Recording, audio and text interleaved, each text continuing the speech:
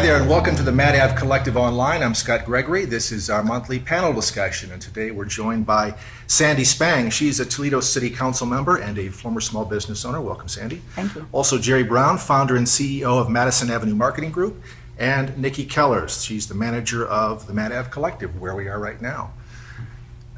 Jerry, all three of the guests here have something, at least one thing in common, and that's a real enthusiasm for a new movement in our area called Keep Toledo Creative, and you're the driving force behind this movement. What are the basics here? Basically, Keep Toledo Creative is an area-wide movement that's aimed at cultivating local creative talent and helping them build successful careers right here in the area. Sandy, I know you're aware of this movement. As a member of City Council, you may have a different take on this, somebody who's got the interest of the city and certainly the people in mind. Do you see this movement and what it might do from a different angle? And what are some of the advantages, perhaps, that an idea like this can bring to town? Well, I think this week Toledo's become more aware of how important it is to have a diversified business base in Toledo as we contemplate the next move that Jeep makes. So having a base of creatives working in Toledo, it's from an economic standpoint, so very important to the city. And Nikki, as a manager of the collective, you're in touch with a lot of the folks who are members here, the creatives. Can you kind of sum up what they're looking for in a creative community, one that the KTC or Keep Toledo Creative might foster? Sure, Scott. I think creatives are looking for a few things. One being resources that I think the collective will provide through the Keep Toledo Creative program as well. They're looking for networking opportunities with other creatives and opportunities for work and freelance opportunities. Now, this is for anyone. There have been a lot of attempts, not only here in Toledo, but all over the country to re-energize or rebrand or reposition cities and neighborhoods. What's unique about Keep Toledo Creative? There's a couple things. Number one, there's always good intentions, and there always have been with different groups that want to do something good for their world. But a lot of times they tend to be siloed. They work just with themselves and they work very hard trying to get it done, but the word doesn't get out and people don't pitch in. It doesn't become a community involvement type of situation. This is a little bit different. Keep Toledo Creative, although it's brand new, it's getting a lot of action from a lot of different groups. The city is very excited about it. They're putting together funding for it. The county is looking at finding funding for it as well. And they're also talking about going to the state and the federal government to possibly even have a pilot program. They love what's going on with the movement. Additionally, we're involving many different aspects, many different folks. The Mad Ave Collective, as you mentioned, that is a shared workspace, a really creative environment for people to come and work and get a lot of other educational type of benefits as well. But we're also involving the American Advertising Federation, or I should say they're involved with it, as is EPIC, some of the other arts and creative societies and associations are becoming involved.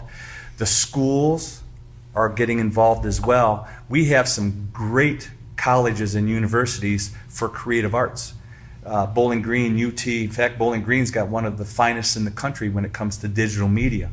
So a problem is they're graduating people that are great talents that would do our community and all the businesses here quite well, but they end up leaving and exiting our city because they don't really have a foothold on who to go to or how to get it accomplished here in Toledo. If you look at the foundation, why is Silicon Valley where it's at? To a great degree, the proximity to Stanford and the initiatives that came out of Stanford. And so I completely agree with Jerry, and it's from personal experience. I received a Bachelor of Fine Arts from Bowling Green State University in 1982. And I stormed the senior exhibit, and you would have thought, well, there's a girl with a lot of promise in the arts, but that's not the direction my life took because there was absolutely no supportive environment here. And so this to me, to see the kind of interest today, it is different. You know, this is not, you can't look at previous initiatives and say, another opportunity. This is something very different because people are really coming together. Something else that I think is very important, I'm a small business owner, and I think that small businesses can do amazing things in the community. But my business is actually less important in a way because my business is a community business. Money circulates. When you're a creative and you're doing work for someone around the world or around the country, states away, and you're bringing dollars into Toledo, you're an exporting business. You're exporting your product. Your creative energy is going out there and bringing dollars back into this community. That's very important. So that's why I'm really excited about It it. says a lot about the community and its focus on that industry. And we've talked also about not just cultivating local talent, but bringing folks in. Why couldn't this be a situation where Seattle and Idaho and Iowa and these other places and get a real PR movement going as well about this and generating a lot of interest around the country, not just locally. Well, the direction we're going is leading us in that way. If you become known, some unique distinction you have, an area has, that's where people flock. They want to go to where there are people there like themselves. And so once people realize we have this creative hub, and instead of being a bunch of siloed organizations, it's one hub with a big sphere of influence. And so Keep Toledo Creative, hopefully in the years to come, will be where everybody wants to go to find out what they need to do and how to network. And so I think it will be great. And another thing with creatives is a little bit different. We struggle with finding reliable, responsive, talented creatives for our agencies. And we end up going out of the area quite a bit. And it's still, again, rather frustrating for us knowing that we have such great talent growing up right here. And so we're going to concentrate not on only helping those creatives hone their craft and hone their skills, but help them transition from that of a successful college student into a successful professional creative. There's a lot that goes into that a lot of them don't realize when it comes to communication, how to network. And typically, when you're a creative, it's all about your craft and your skill, and you don't spend a whole lot of time with business development and sales and marketing. It's just out of your wheelhouse. So one of the programs part of the program with Keep Toledo Creative is not only do we have all of those educational workshops and seminars and presentations that they can attend and become part of, but they'll also have personal mentoring from not only the area's most seasoned creative directors, but also the area's successful business developers to teach them how to get it done. That's huge, absolutely huge. And that's, to me, one of the key differentiators in this program. Well, the American Advertising Federation, there's a lot of agencies that belong to that, and the agencies are coming on board, and they want to mentor.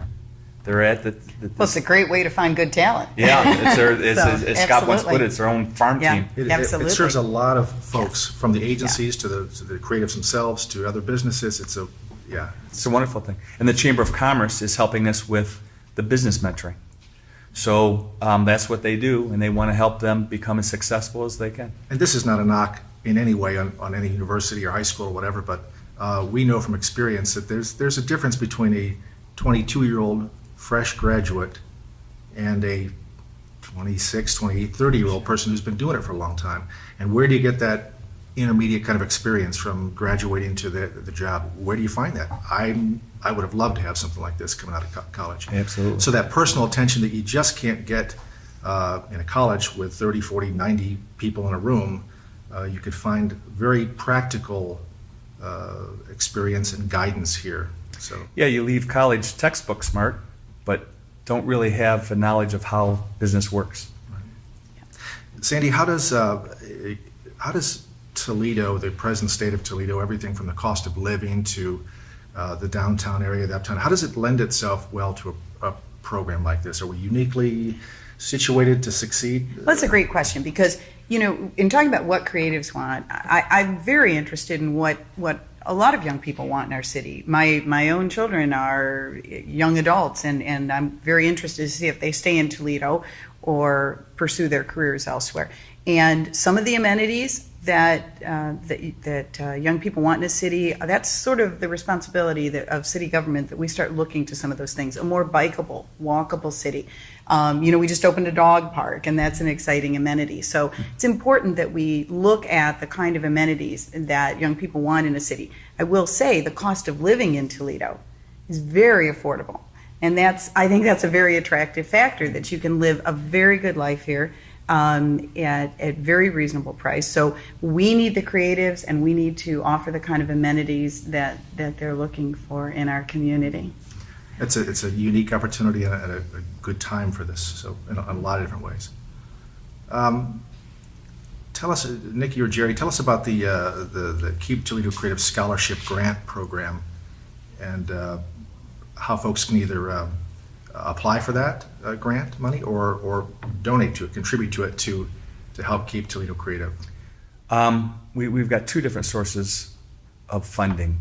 One thing most everybody realizes is an aspiring creative doesn't have a whole lot of money. And so the more we can fund these programs for them, the more successful they're apt to be.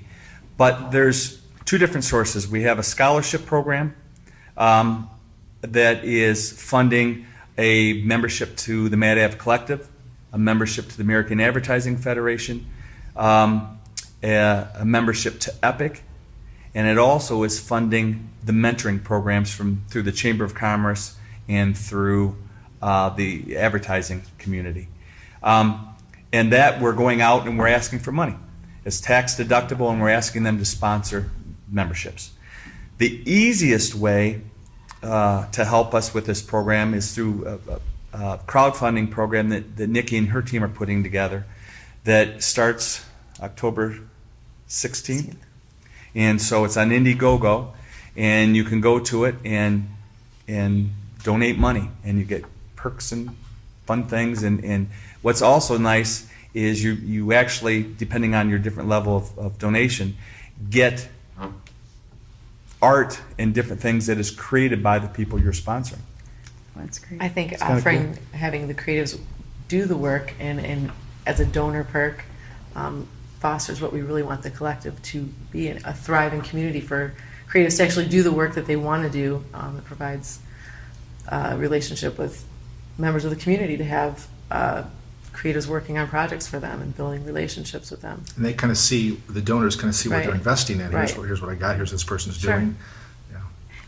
Your comment makes me think of something. I just spoke to a young person. I've spoken to so many young people who've moved here from Chicago and Seattle in the last few weeks, and you know what he told me. He said, in Seattle, everything's happening, but in Toledo, I can make things happen. Sure. And so I think that idea of them being a Right. part of the fundraising is fantastic, making things happen here. Right.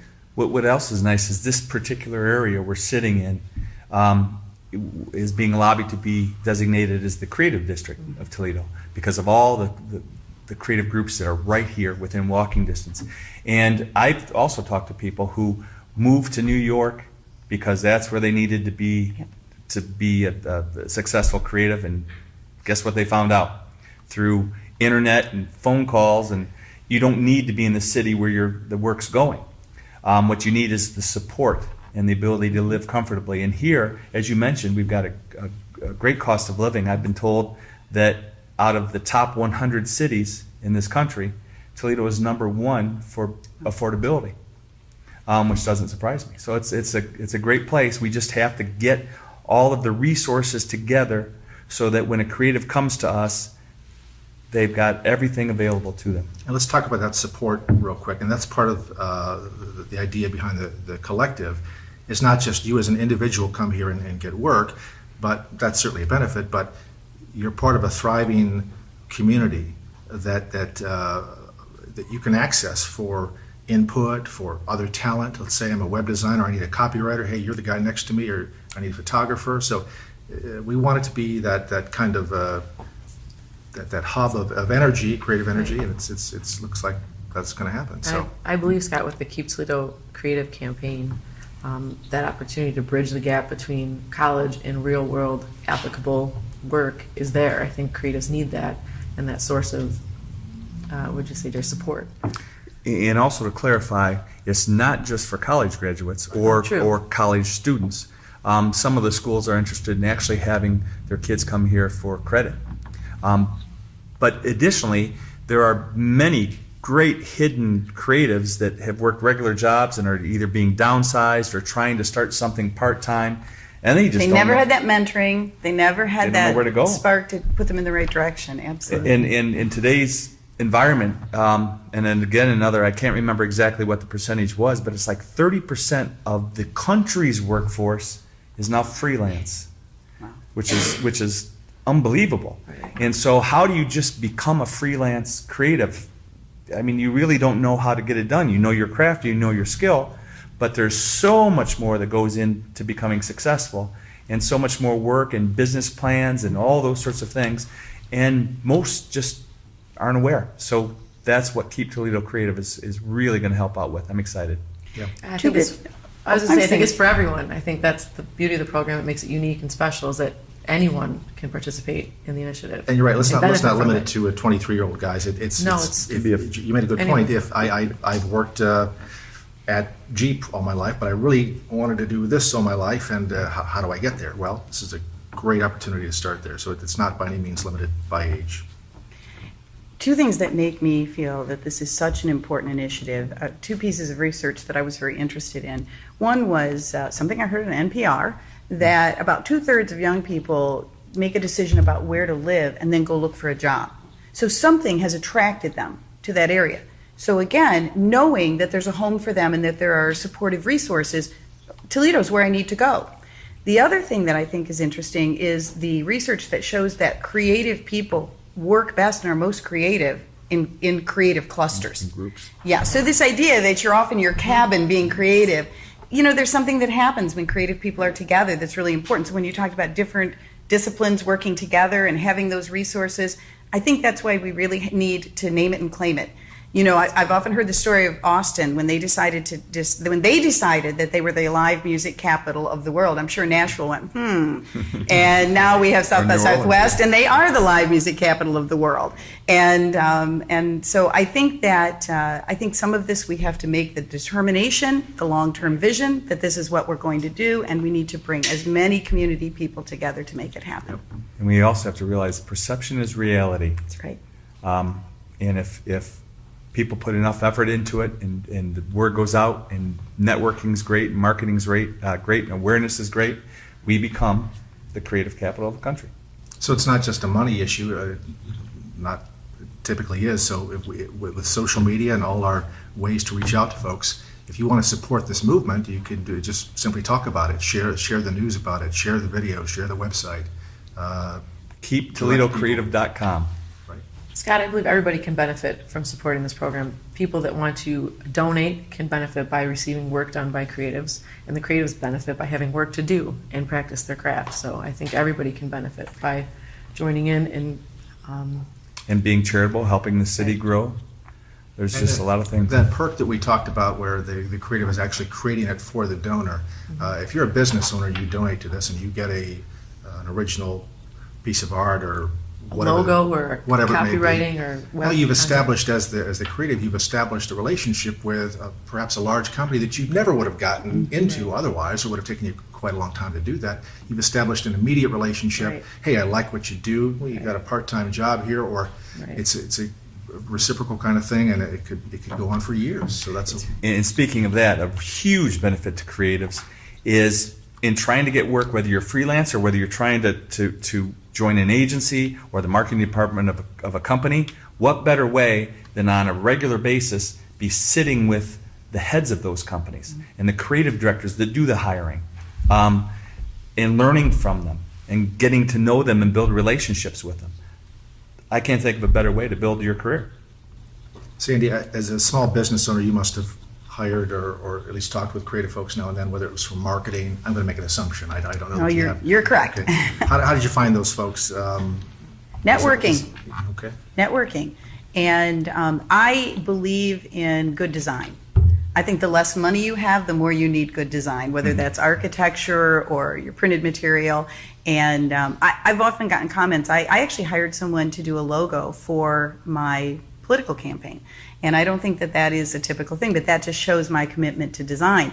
And my logo tells a story. It shows my values. I worked closely with the woman who created it, and I think we had a lot of fun doing it together. But it's given me an opportunity to show my values through that logo, and I got so many comments on it.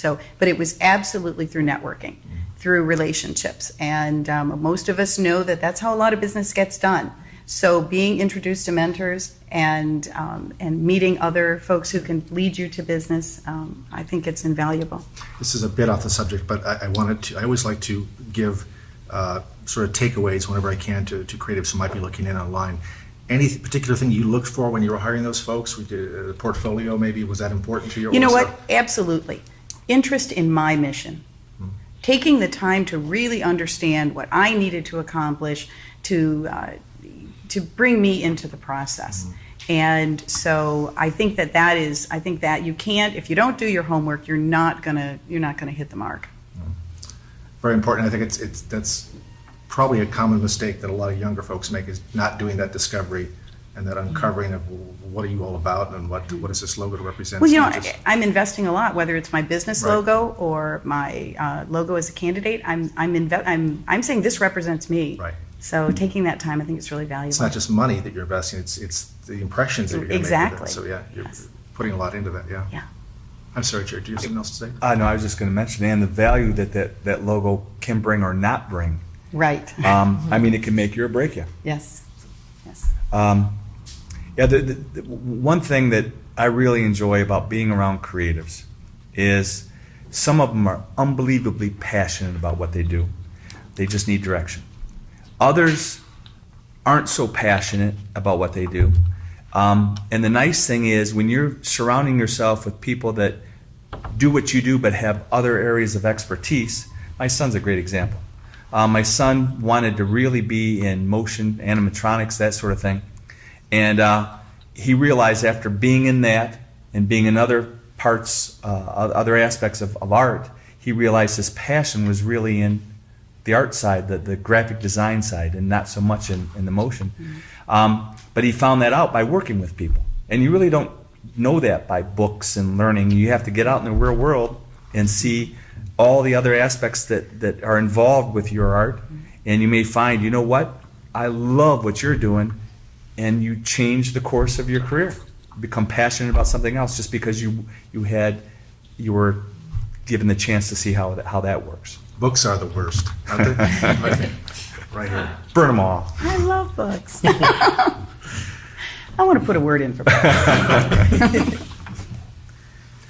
All right, finally, what can folks do to support and spread the news about the KTC movement, and what's necessary at the corporate and government levels for this to succeed? I'm going to say Indiegogo campaign, keeptoledocreative.com. That's it. Check us out there. Okay.